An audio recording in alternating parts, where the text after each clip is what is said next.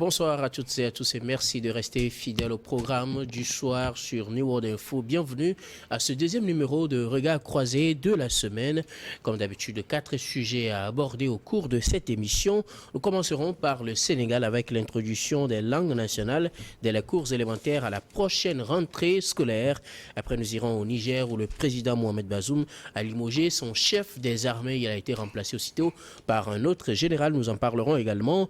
Nous irons en République démocratique du Congo pour parler de ce renfort de soldats sud-soudanais pour la force régionale est-africaine. Et puis nous allons terminer avec le Togo. Le président Faure accorde la grâce présidentielle à 352 personnes détenues. Et pour aborder ces sujets, nos invités sur ce plateau, Prosper Agboklou, il est journaliste et analyste politique. Bonsoir Prosper et bienvenue.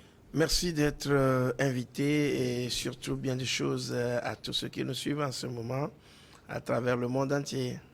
Merci donc à vous Prosper. Germain Pouli, directeur de publication de Togo Réveil. Bonsoir Germain et bienvenue. Bonsoir Guillaume et bonsoir à tous les téléspectateurs de Niveau TV. Voilà, et si tu vas bien, nous serons rejoints par un troisième invité, le pasteur Edo Komi, si tu vas bien. Nous allons donc commencer avec le premier sujet, Sénégal, introduction des langues nationales dès les cours élémentaires à la prochaine rentrée scolaire. La rentrée scolaire d'octobre prochain pourrait marquer donc une avancée majeure dans l'éducation nationale au Sénégal avec l'introduction des langues nationales dans le système éducatif formel. Je voudrais commencer par vous, Germain. Comment accueillez-vous cette nouvelle du Sénégal qui veut introduire les langues nationales dans son système éducatif à partir des cours élémentaires? C'est une très bonne nouvelle parce que vous savez que la langue maternelle, c'est un élément de culture, c'est un élément d'affirmation de soi. Et depuis donc la colonisation, et depuis l'introduction de l'école moderne, on a vu que c'est beaucoup plus. Ce sont beaucoup plus les langues étrangères, essentiellement le français, l'anglais, l'espagnol, le portugais par endroit, l'arabe également, qui sont enseignés dans nos écoles. Et les quelques tentatives d'enseigner les langues locales dans nos écoles n'ont pas été de grand succès. Même la parenthèse guinéenne qui avait voulu donc au temps de Sékou Touré que tout soit enseigné dans les langues locales, ça n'a pas énormément prospéré.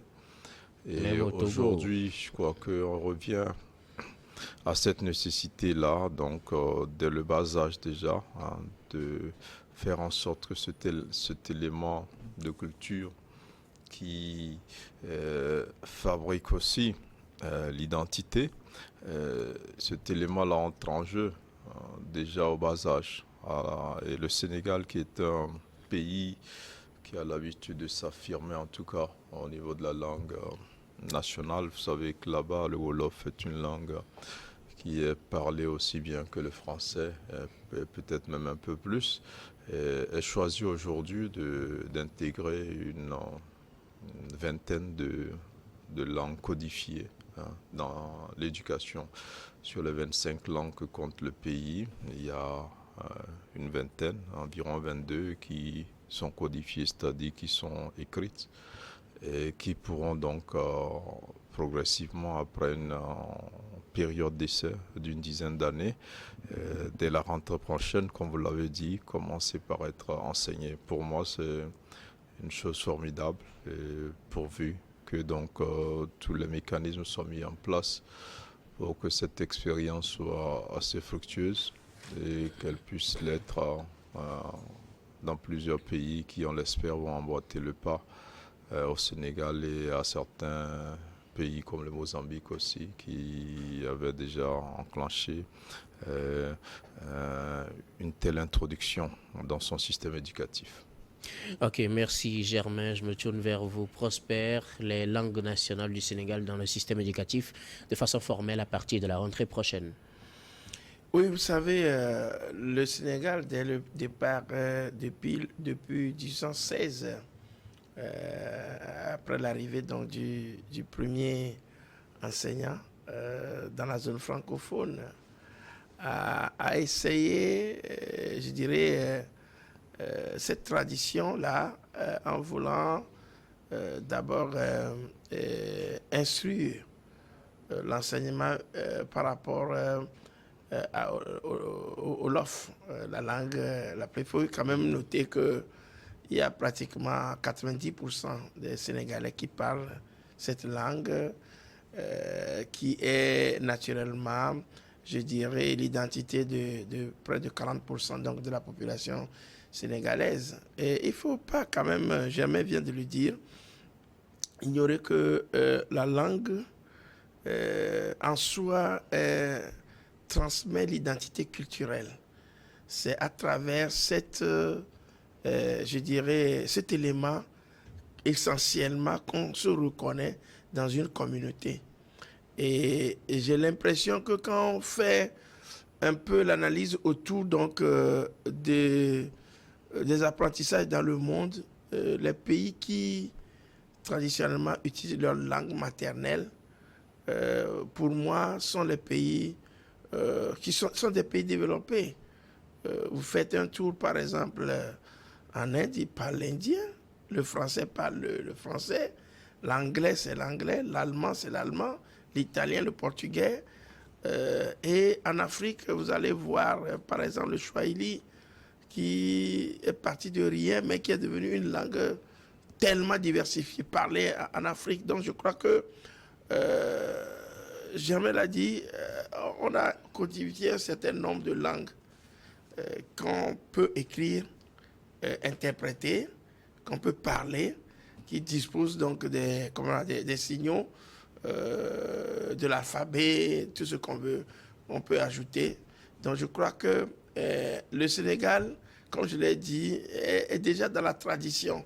Et quand vous écoutez un peu leurs émissions, pratiquement c'est un mariage entre le Wolof et la langue et le français. Donc pour cette année, je crois qu'il y a eu une étude approfondie qui a été faite. Et à partir de l'année prochaine, le Sénégal voudrait donc composer avec 6 langues nationales. À partir il y a Wolof, je crois il y a le Serer également qui est parlé, le Djoula, et un certain nombre de langues, 6 au total, qu'il voulait mettre donc en exergue. Tel que la politique est définie, les 2 premières années, ils sentent qu'ils vont le faire à 80% pour la langue nationale et à 20% pour le français. Et à partir du C1 et C2, ils vont aller à 50-50, c'est-à-dire une leçon qui est faite d'abord dans la langue nationale et transmise directement en français pour permettre à ce que les acquis antérieurs soient gardés. Donc je crois que c'est une science très développée sur laquelle ils sont en train de surfer. Et pour moi, je crois quand même que ça, c'est la vraie affirmation de l'identité culturelle. Parce qu'un enfant qui vient, on a eu l'exemple au Ghana dans les années 70-80, par là, nos grands-parents nous ont appris qu'au Ghana, avant donc de commencer l'école anglaise, tu passes d'abord par l'école avec la langue nationale, tu apprends d'abord la langue nationale. Et ce qui a fait que nous, quand on était très jeunes, à l'école primaire, lorsqu'on amène un élève du Ghana qui vient d'introduire notre cycle scolaire, il est mieux que nous parce que il a d'abord l'appréhension en langue nationale, il transmet son savoir là, il s'explique le devoir en langue nationale, il le remonte en anglais et puis, paf, il est rapidement acquis à pouvoir le transmettre rapidement. Donc je crois que c'est une très bonne politique et je crois le Togo aussi est en train donc de mettre en place une structure de telle envergure pour permettre qu'on affirme l'identité, nos identités culturelles et d'aller vraiment à l'apprentissage. En tant qu'enseignant, moi j'ai souvent eu ce regard-là fixé sur l'utilisation de la langue maternelle. Et j'ai compris que lorsque vous adoucissez les mœurs au niveau de l'enfant, en parlant, en ramenant un tout petit peu dans le contexte de nos langues nationales, les enfants sont tellement attirés, ils sont, je dirais, tellement apprivoisés par rapport à cet outil-là. Maître, qu'est-ce que tu veux dire par là? Explique-nous. Et vous allez voir, quand vous traduisez un peu les choses vis-à-vis donc de cette volonté, vous allez voir qu'ils sont intéressés. À la maison, on nous a dit, voilà, comment on appelle ceci, cela. Donc je crois que c'est une très bonne expérience et le Sénégal, elle, est sur la bonne voie, étant donné que eux déjà, ils ont mis en exergue la pratique dans la communication. Par rapport à cela, je crois que ça peut aider, surtout que Wolof est parlé par 90% donc de la population. Ça peut donc donner vraiment un résultat probant. Et comme ils veulent aller en gradation, je crois quand même que l'essentiel est de démarrer.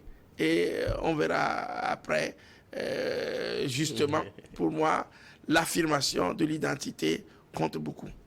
Voilà, justement, je voulais venir sur cet aspect de l'affirmation de l'identité nationale ou culturelle. Qu'est-ce que vous en dites? Est-ce pour affirmer son identité que le Sénégal s'engage dans cette voie selon vous, ou bien il y a vraiment nécessité d'enseigner dans la langue nationale? Non, il y a une nécessité. Et vous savez, des organismes comme l'UNESCO ont fait des études qui ont révélé quand même que quand un enfant apprend des choses dans sa langue maternelle, la langue qu'il parle depuis la maison, il assimile beaucoup plus vite. Donc l'idée de l'UNESCO, c'était de permettre qu'on apprenne les choses un peu plus vite aux enfants, aussi bien dans leur langue maternelle que dans la langue d'enseignement. Alors, ce qui va se passer à mon avis, c'est que la langue va être un moyen d'enseignement et un objet aussi de l'enseignement. On enseignera la langue et on va utiliser aussi cette langue pour enseigner. Maintenant, en tant que moyen d'enseignement, ça va être par moments un peu difficile. Vous savez que nos langues sont un peu pauvres, un peu limitées. Par exemple, enseigner les mathématiques, par exemple, dans nos langues, ça va être un peu plus compliqué. Je parlais de la Guinée tantôt, quand Sékou Touré avait décidé de nationaliser l'enseignement, si je peux dire, et d'apprendre la plupart des choses qui sont enseignées dans les langues locales. C'est la difficulté à laquelle le système avait été confronté à l'époque. Et quand vous prenez X, Y, Pi, un certain nombre de choses, c'est assez difficile. Mais c'est déjà un début. Si l'Afrique commence aujourd'hui, tout comme les pays arabes et un certain nombre de pays, on peut commencer aussi par trouver l'équivalent de ces signes-là, de ces symboles-là dans nos langues, les apprendre d'abord comme objet d'enseignement, on apprend nos langues, et après on les utilise comme moyen d'enseignement. Ça va être assez long, peut-être, mais c'est nécessaire, il faut qu'on passe par là, parce qu'aujourd'hui, la plupart de nos langues sont totalement écrasées, certaines sont en train de disparaître au profit des langues étrangères, des langues qu'on a adoptées, des langues qu'on utilise beaucoup plus dans l'éducation. Et comme on l'a dit, c'est un élément culturel qu'on est en train de perdre.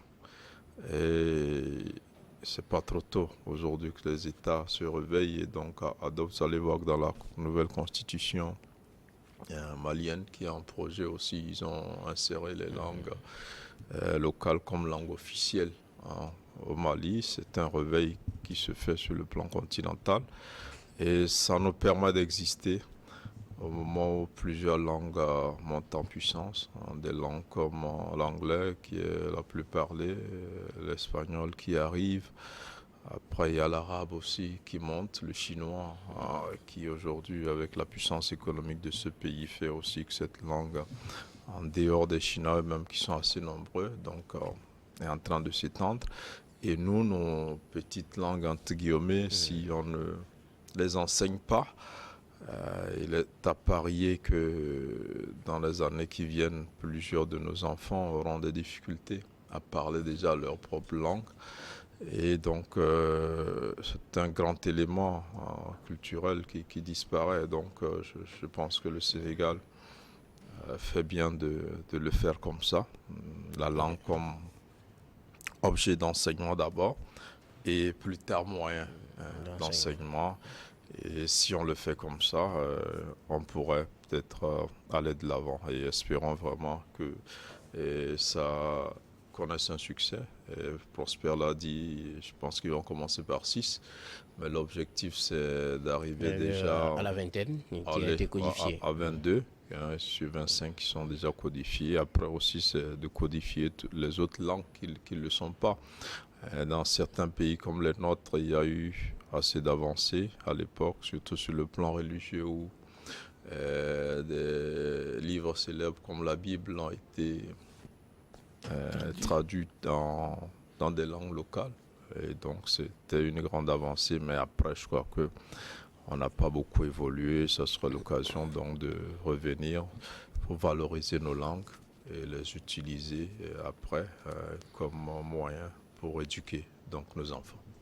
Merci beaucoup Germain. Nous penserons peut-être que c'est une occasion qui s'offre donc aux autres pays africains également pour valoriser leur langue. Nous allons marquer la première pause, puis on revient pour la suite de cette émission.